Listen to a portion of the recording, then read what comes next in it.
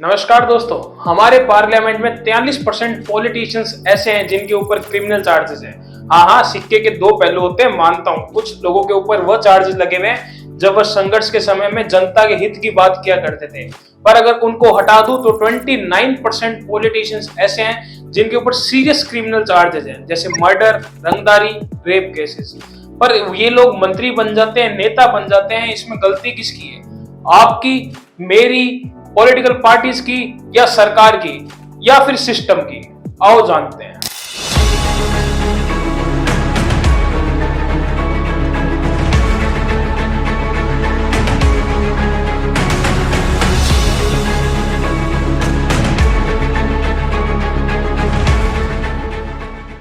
दोस्तों, देखने में तो ये प्रॉब्लम बहुत छोटी सी है कि कोई भी पॉलिटिकल पार्टी किसी भी क्रिमिनल बैकग्राउंड वाले इंसान को टिकट ना दे और हम लोग किसी भी क्रिमिनल वाले इंसान को वोट ना करें ताकि इनका रुतबा खत्म हो जाए।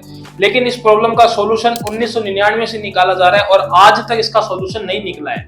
इस बार के लोकसभा इलेक्शंस की बात करूं तो एटीआर की रिपोर्ट के हिसाब से 8,387 कैंडिडेट चुनाव लड़ रहे हैं, जिसमें से 1664 कैंडिडेट ऐसे हैं जिनके ऊपर क्रिमिनल केसेस हैं और उसमें से भी 1188 ऐसे कैंडिडेट हैं जिनके ऊपर सीरियस क्रिमिनल केसेस हैं, लाइक मर्डर, रंगदारी और रेप केसेस। वहीं पॉलिटिकल पार्टीज की बात करूं तो सबसे चर्चित दो पॉलिटिकल पार्टी बीजेपी और कांग्रेस भी कोई दूध की धुली नहीं है। पॉलिटिकल पार्टी बीजेपी, जिसके अंदर 440 कैंडिडेट चुनाव लड़ रहे हैं, 191 कैंडिडेट ऐसे हैं जिनके ऊपर क्रिमिनल केसेस हैं। वहीं कांग्रेस की बात करूं तो 308 कैंडिडेट चुनाव लड़ रहे हैं और 143 कैंडिडेट ऐसे हैं जिनके ऊपर क्रिमिनल केसेस के चार्ज लगे हुए हैं। और ये कोई भी ऐसी एक्विजिशन नहीं है, ये कोर्ट के अंदर, सुप्रीम कोर्ट के अंदर बेस केसेस हैं जिनको सबूत के साथ दिखलाया गया है। लगभग 40% से ऊपर दोनों पॉलिटिकल पार्टीज के कैंडिडेट ऐसे हैं जिनके ऊपर केसेस लगे हुए हैं। अब यहाँ ये क्वेश्चन उठता है कि आखिर पॉलिटिकल पार्टीज क्रिमिनल बैकग्राउंड वाले व्यक्ति को टिकट ही क्यों देती है? Association for democratic reform ADR की रिपोर्ट के हिसाब से एक क्रिमिनल कैंडिडेट के जीतने के चांसेस 3 गुना अधिक होते हैं क्लीन कैंडिडेट के मुकाबले।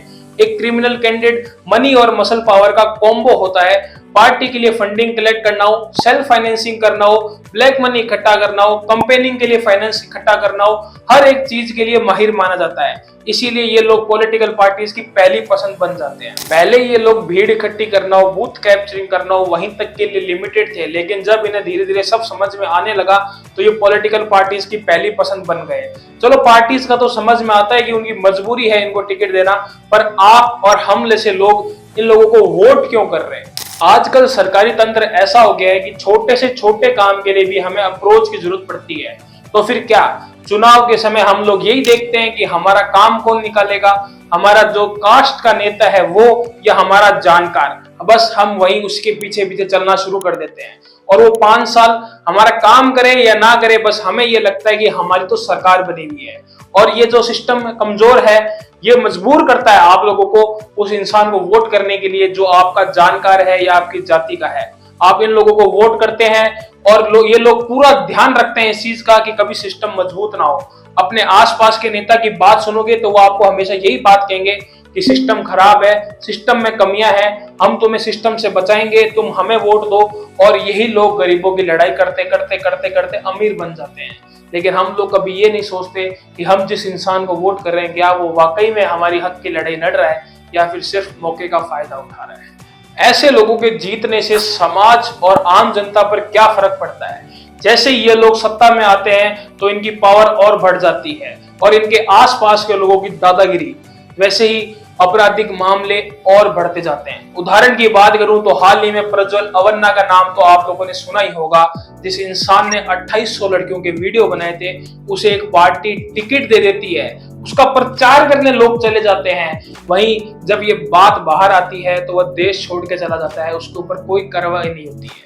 वहीं विकास की बात करूं तो ऐसे लोगों को पता होता है कि किस प्रकार वोट लिए जाते हैं, किस प्रकार जाति और धर्म के नाम पर हम वोट लेंगे और आने वाले 5 साल बाद फिर जीत जाएंगे। और इन लोगों को पता होता है कि पैसा, पावर कहां और कब इस्तेमाल करनी है, लेकिन विकास की बात कोई नहीं करता है। वहीं हमारा आज का यूथ इन लोगों के पीछे पीछे भागे जा रहा है। इन लोगों को अपना आइडियल मान चुका है। पावर दिखाने के लिए, सोशल मीडिया पे वीडियोस बनाने के लिए इनके पीछे पीछे भागते हैं ताकि अपना रुतबा दिखा सके।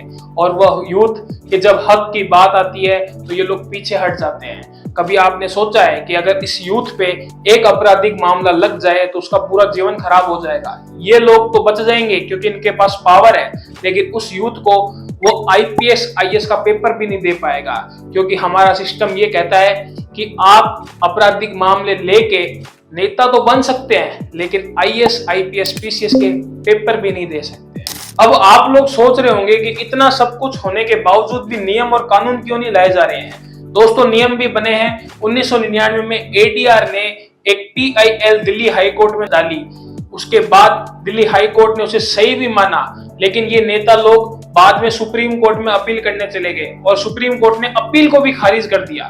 इतना ही नहीं दोस्तों, जब अपील खारिज हो गई तो ये अलग अलग पार्टीज के जितने भी नेता हैं ये सब एक हो गए। जिनके लिए तुम और मैं घंटों तक डिबेट करते हैं, वो लोग सारे एक होके क्या निर्णय निकालते हैं कि जब तक गुनाह साबित नहीं हो जाता तब तक उसे बेगुनाह माना जाएगा। लेकिन यही बात जब जनता के ऊपर आती है कि आप लोगों के ऊपर एक भी केस लग जाता है तो आप लोग कोई सरकारी पेपर भी नहीं दे सकते हैं।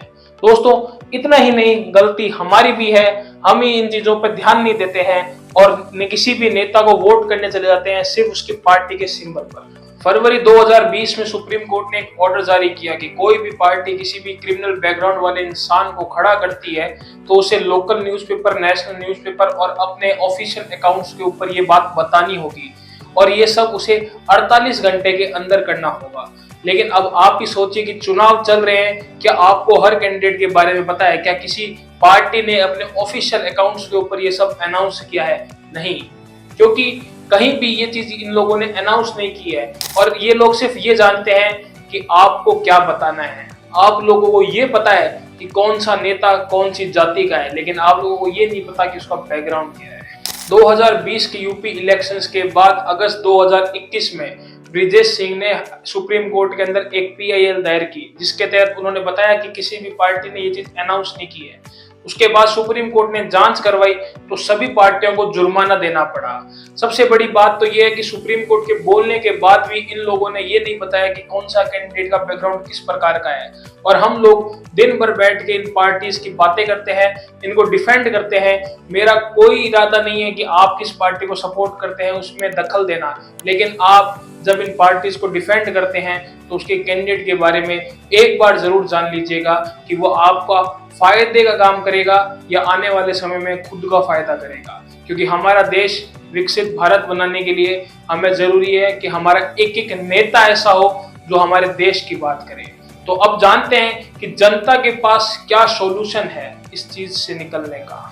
देखो, ये चीज एकदम से तो खत्म होगी नहीं, लेकिन हमें एक काम करना है कि हमारी कॉन्स्टिट्यूएंसी में जितने भी कैंडिडेट खड़े होते हैं उसमें से जो भी क्रिमिनल कैंडिडेट का बंदा है, चाहे वो आपकी पसंदीदा पार्टी का है, चाहे वो आपकी कास्ट का है, हमें उसे वोट नहीं करना है। और इसका पता हमें कैसे चलेगा? तो इस जानकारी जानने के लिए हमारे पास एक साइट है myneta.com। जाकर सिर्फ आपको 5 मिनट रिसर्च करनी है, सिर्फ 5 मिनट की मेहनत है, जिससे हमें ये पता चल जाएगा कि किस नेता का कैसा बैकग्राउंड है। होगा क्या इस रिसर्च करने से? इस रिसर्च करने से ये होगा कि आपका, समाज का, देश का विकास अच्छा होगा। बस हमें 1-2 बार ऐसा करना है, उसके बाद पार्टीज इन्हें खुद ही टिकट देना बंद कर देगी और ये लोग वहीं होंगे जहां इन्हें होना चाहिए। वीडियो पसंद आया तो वीडियो को लाइक जरूर करना और ऐसी ही नॉलेज के लिए हमारे चैनल को सब्सक्राइब कर लो। लगातार वीडियो आते हैं, धमाकेदार वीडियो आते हैं। अभी जस्ट 30 डेज चैलेंज कंप्लीट हुआ है, जाके देखो, इलेक्शंस के बारे में एक एक नॉलेज मिलेगी। हर एक वीडियो में कुछ ना कुछ यूनिकनेस है।